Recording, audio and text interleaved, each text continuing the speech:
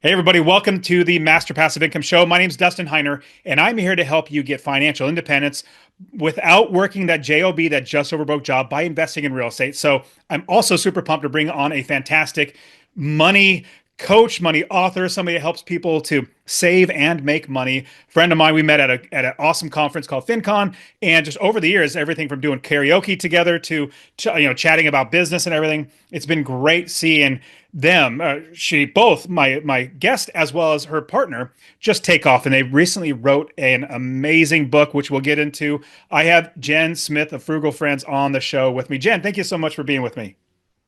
Oh, Dustin, thank you so much for having me. Man, this is exciting. I mean, I remember when Frugal Friends came out, and because I was at Podfest and FinCon. I was at FinCon, and we're talking about podcasting. And then I started hearing more and more about Frugal Friends. I'm very frugal. That's why caught my ear. I was like, "Ooh, Frugal Friends. That's a fun title." And then, but then you guys just keep doing really just help people. That's the biggest thing I love about you guys are helping people not just be frugal for the sake of frugality or being stingy, which is the opposite of that. We're being frugal so we can enhance our lives, and then you help people doing that. And you also wrote a book, but you probably like, were you born being frugal? Like, is that something like it's still from your parents? Did you learn it as you went through life? I thought I was. I think some of it was my parents did not have a lot of money, but they also did not take out debt, so we didn't afford a lot of things. So I thought I was frugal, but I really thought that meant just like buying generic brands and telling people you're broke. I wasn't paying attention to what I was buying. And the older I got, I realized neither were my parents. Like my mom was unemployed for a couple months. And during that time, she came home with this, like, she went to a semi-annual sale for Bed Bath and Beyond or Bath and Body Works and came home with like a bunch of lotion. And we live in Florida. Like, the humidity is your lotion here. Like you don't really need that stuff. So like I realized that being frugal and just like chasing sales and kind of being cheap are not the same thing. And so I think I was not naturally frugal, but I found like virtue in it and I wanted to be. I like that idea, and well, because there's a I guess a difference between being stingy, which means you're just holding on money for the sake of money. You're not helping people. You're not doing anything that's going to enhance. You're just being stingy, which is hopefully that word, at least in my mind, connotates something that's not good. But being frugal, I try to ascribe it to that I want to make sure that I'm not wasting my money on things that I don't need to waste my money on. Trying to save money. I love this saying, a penny saved is a penny earned. Like when I buy a rental property and let's say I capture $30,000 equity, which means I buy it lower than it's what it's currently going for, then I worked hard to save $30,000, which means I made $30,000. And I like that as you guys teach and as you guys help people to understand that frugality is something that you can also buy the things that you want, which is definitely the premise of your book. But before we get into that, how did you get started in like the Frugal Friends and wanting to help people? Because it's pretty altruistic to help people who either probably don't have much money, but you're just saying, I want to help you to make sure you can have a better life in general because you have more money to spend on things that you want. Yeah, so it happened when my husband and I paid off $78,000 of debt. And we did that in just under 2 years, making a combined less than six-figure income. So we weren't making a ton of money, and we paid off debt very fast. And How that's wait, when I wait, how kind of, fast? $78,000? How fast? in 23 months. So Oh my just under goodness. 2 years. Yeah. And we Oh bought our wow. first house during that time. It was back in 2017 where we could put down 5,000 and get our first home. So it was a better time. But yeah, so we paid off that debt and bought a home during those 2 years. And so we were just going full force for better or for worse. And that's where I realized that I wasn't being, quote, I wasn't being wise with my money just because I was buying generic brands and buying cheap stuff didn't mean that I was frugal or good with money. And so after budgeting really strictly for 2 years and paying off all that debt, we got out and I was like, great, all my money problems are solved. I have a home. I don't have consumer debt. I'm great. And the the opposite happened. I got really scared to spend money at that point because I was fearful of needing it. I'd spent so much time not spending money and restricting myself that anytime I spent money on, even if it was something I budgeted for, I felt guilty because it wasn't the most optimized use of my money. And so we started saving really aggressively for retirement. And then about 7, 8 weeks before I gave birth to my first son, I lost my job. And so I had to stop being so aggressive with my saving. And that's when I had to look at the extremes that I had just been living in. The extreme, like spend whatever I want, whenever I want, and think I'm good because I'm buying generic. And this extreme of saving and hoarding money because I'm fearful of needing it if I do anything to enjoy myself with it. And I had to find this radical middle. And so that has been the podcast since that day. We actually started it before I lost my job. So we started it in this when I was in this like ultra hoarding mindset. And it's just been like this progression over the last 7 years of figuring out how do we spend money and not feel guilty about it, but also not go broke and be able to save to have it when we need it. When you think of being frugal, does it work out to also focus on how to make more money? I mean, I know that, man, the more money I make, the more problems get solved because you have extra money to be able to pay for your, electricity bill. Like living in Arizona, it's really hot, so you want to run the air conditioner. I had a $500 electric bill one month, and I was like, "Whoa, what just happened?" So, but I found that making more money it has helped a ton. When you lose your job, that's definitely a huge wake up call. It's like, oh my goodness, like, am I spending Hmm. my money wisely? But then at the same time, am I making more money? What are your thoughts about also incorporating how you can make more money in order to expand your frugality in a sense, but then also buy the things that you want? Yeah. So for us, frugality, our definition of it is good stewardship of your resources. So money is a resource, but time is a resource. Your physical space is you only have a finite amount of physical space that you own or rent or what have you. Your mental energy, your mental capacities are limited. So we want to be good stewards of that. And then also our natural resources as well. We don't want to overbuy fast fashion, not just because it costs us a lot of money, but because it all ends up in a landfill eventually. And our planet cannot sustain the amount of clothing that we are sending over to Africa. So we want to be good stewards of all our resources. Time is our only completely non-renewable resource. And in that, I think when we sell ourselves short when we just spend all of our time trying to save money and save a dollar here, save a dollar there, just focusing on the spending race to the bottom. And we can save a lot of time if we would just invest a little into earning more money. And so really looking at the most efficient ways to do that and the ways that are best for you. Like we own a rental property. We own a long-term rental, and then on our property, a midterm rental. And so I have learned a lot being a landlord, and I have learned it is not for everyone. So, like, it is for some people and it is not for other people. And so, finding not only what's most efficient for you, but what you enjoy the most, because again, time, you're going to spend time doing it. No form of income is completely passive. I would absolutely agree with that. I mean, when I buy one property, it takes work doing that, but then you have to watch over it, make sure your property manager is doing right. So I just like the fact that I can work one time though, instead of trading my time for money or basically selling my time. That's really what you do when you're working for somebody else. You're selling your Mhm. time. And I really thought of this the other day. So Warren Buffett is arguably one of the richest men in the world right now, one of the top ones, and he is 94 years old, something like that. So somebody listen to the show, let's say you're 30 years old. I guarantee you 100% that Warren Buffett would literally give you all of his money, all of his businesses, stock, everything else, and trade places with you. You would get his money, his wealth, his everything.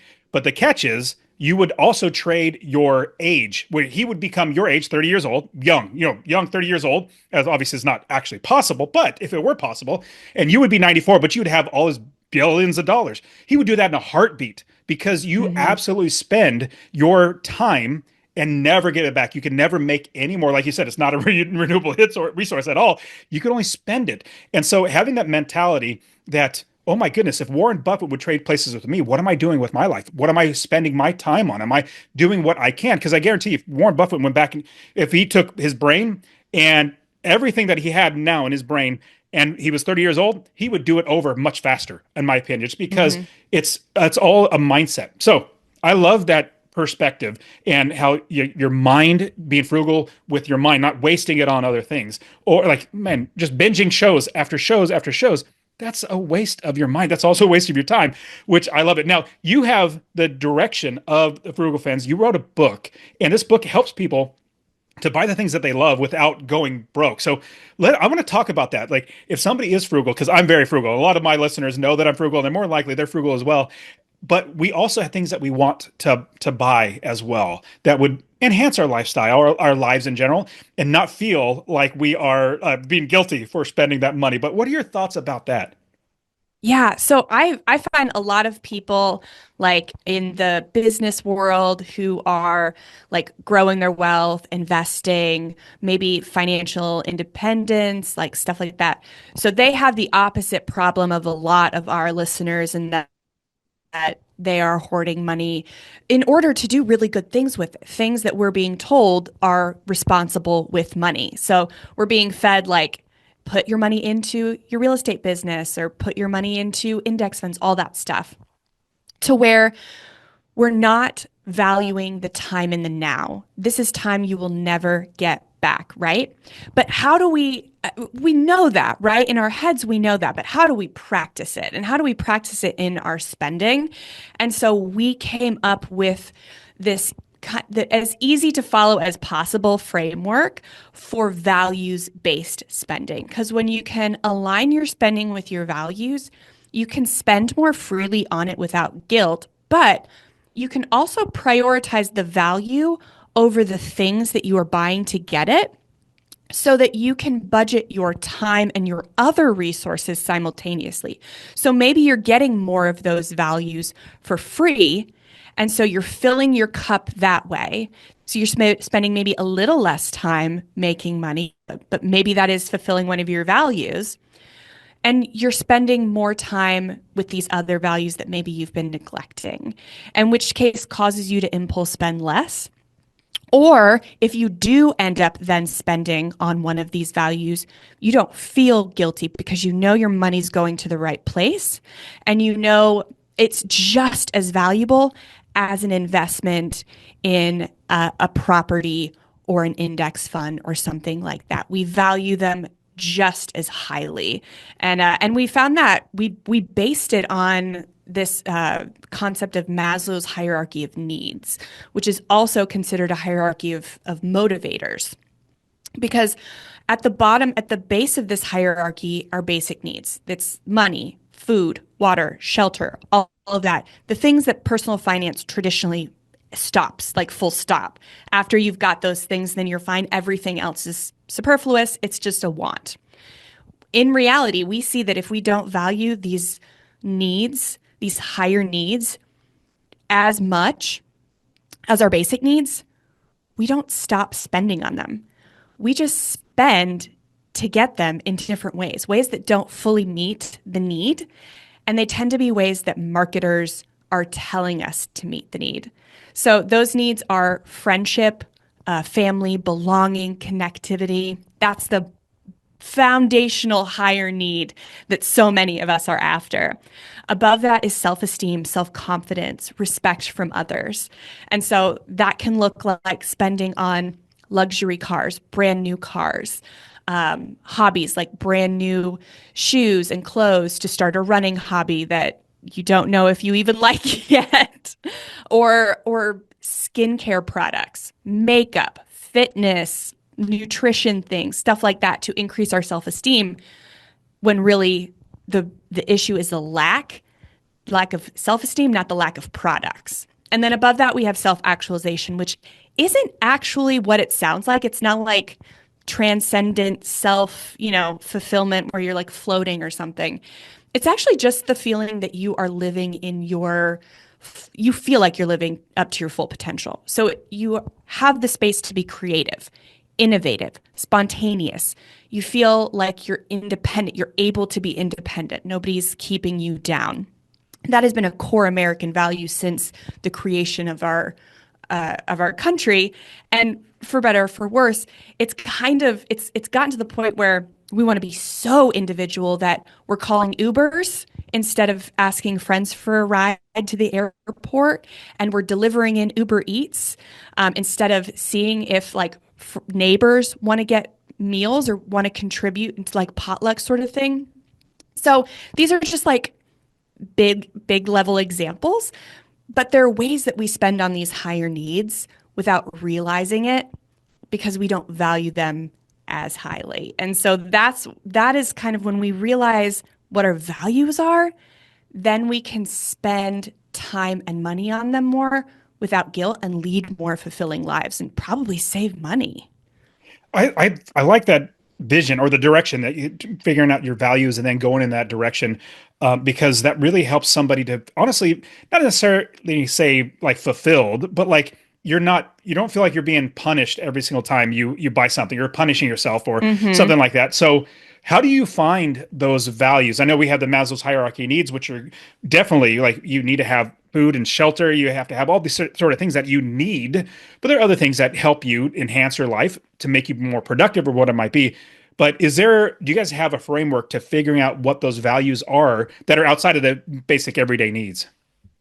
Yeah, so there's a lot of options. So we've kind of distilled it down to four main ones that most people have said in our community and it's backed up by the hierarchy. Most people are finding that these are their core values, and but it's like an 80-20. So 80% of the time it's one of these four, and then 20% it's somewhere else on the hierarchy.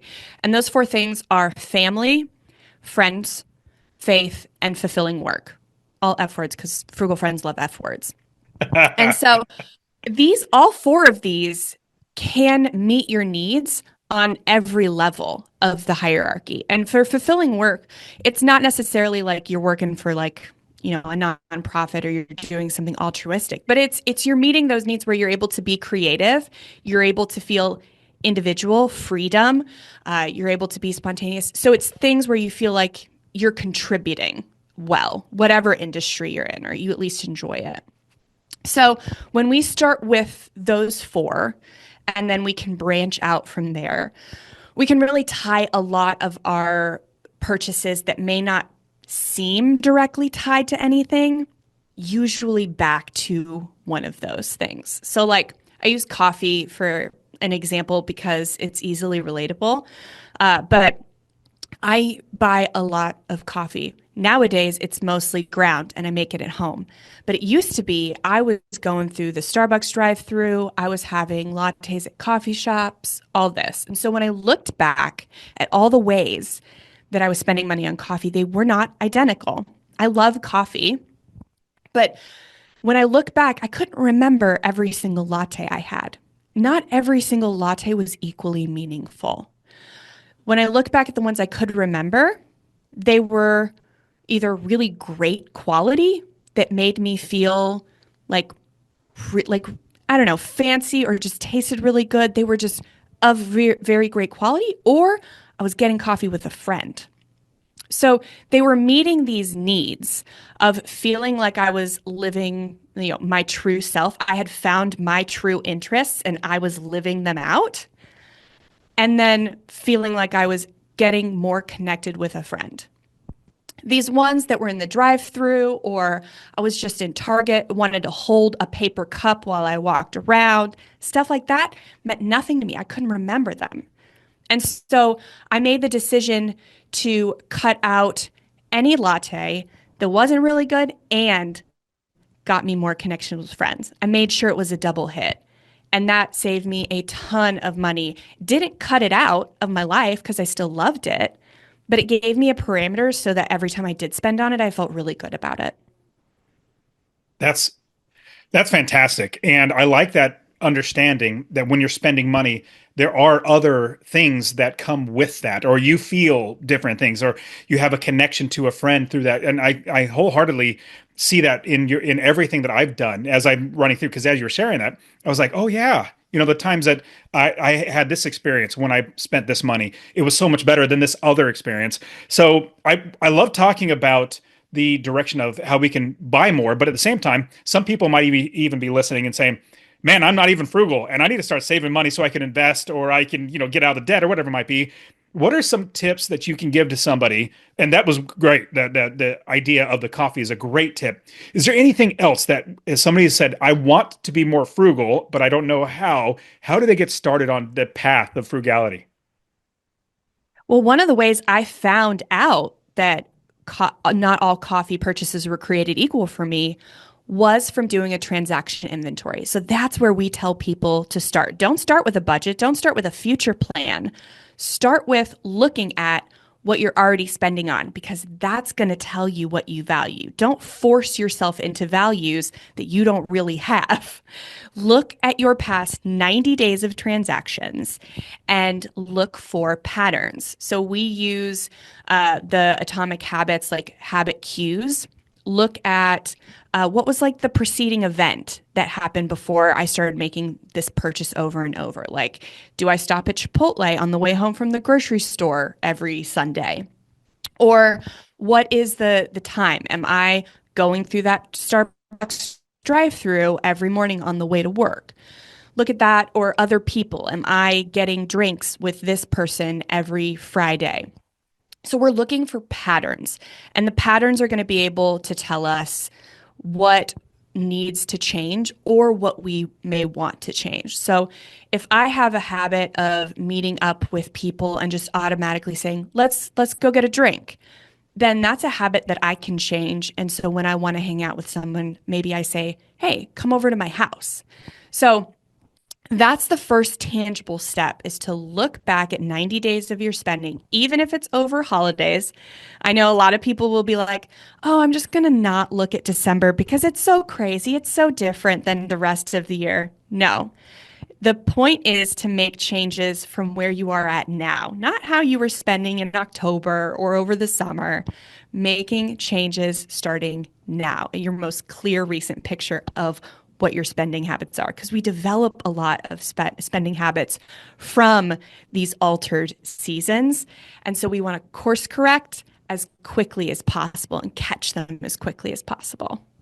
That's brilliant because if you're going to go back and look at your past 90 days of how much money you spent and where you spent it on, you're going to be able to see what you value. If you look at somebody's checkbook or their credit card statement, you'll see what they value because that's what they put their money towards. They're not going to, let's say they love playing golf. Well, they put a lot of money towards golf, but somebody else who doesn't even know that golf exists, in a sense, like they don't care, they're not going to spend any money on golf.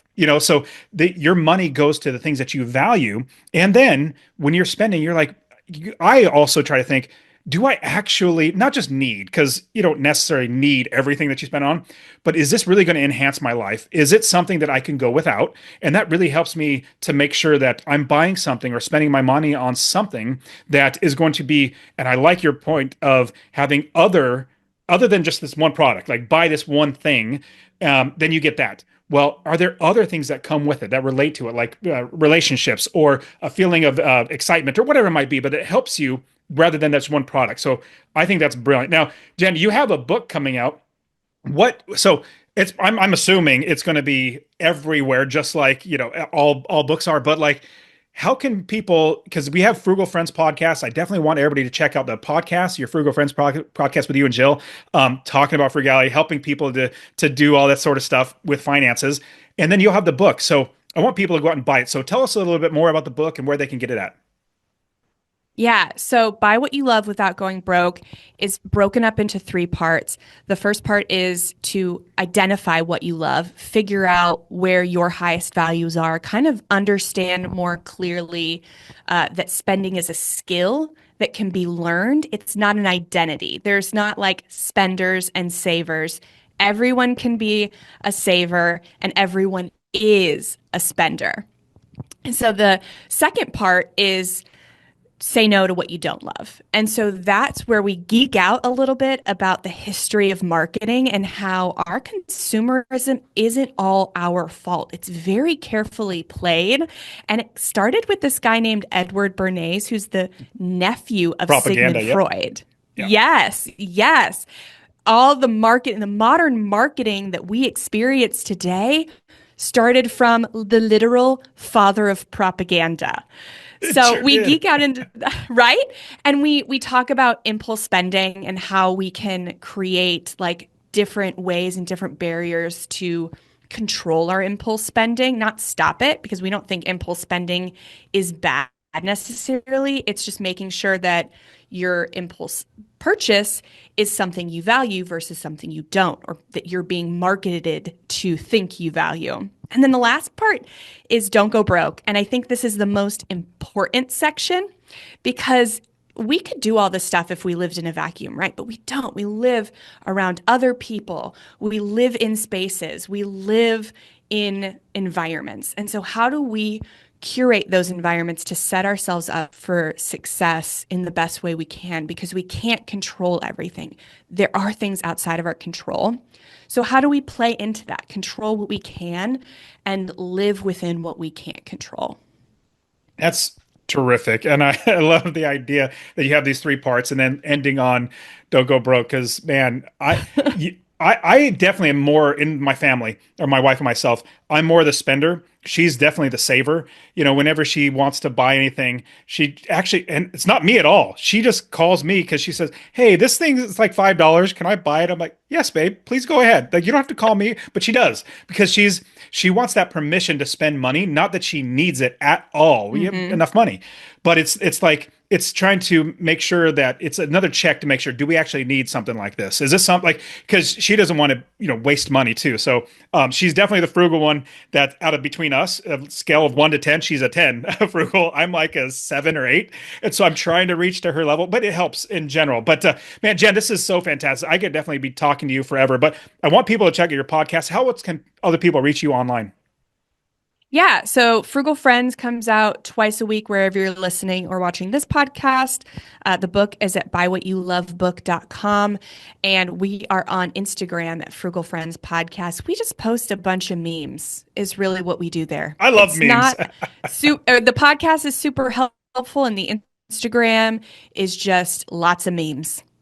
I found that I laugh so hard at memes for some reason. I think it's like Us too. yeah, yeah, I see them. I'm like, dude, that is funny because you see like one thing that just, I don't know why, but my brain loves memes. So I'm gonna definitely be following you guys. But yeah, everybody definitely check out their podcast, fantastic podcast, as well as get their book. Should be coming out. Actually, by the time we release it, should be coming out like the next week or two. But definitely go get pre-order the book. But also, Jen, thank you so much for being on the show. I really appreciate you. Thank you so much for having me.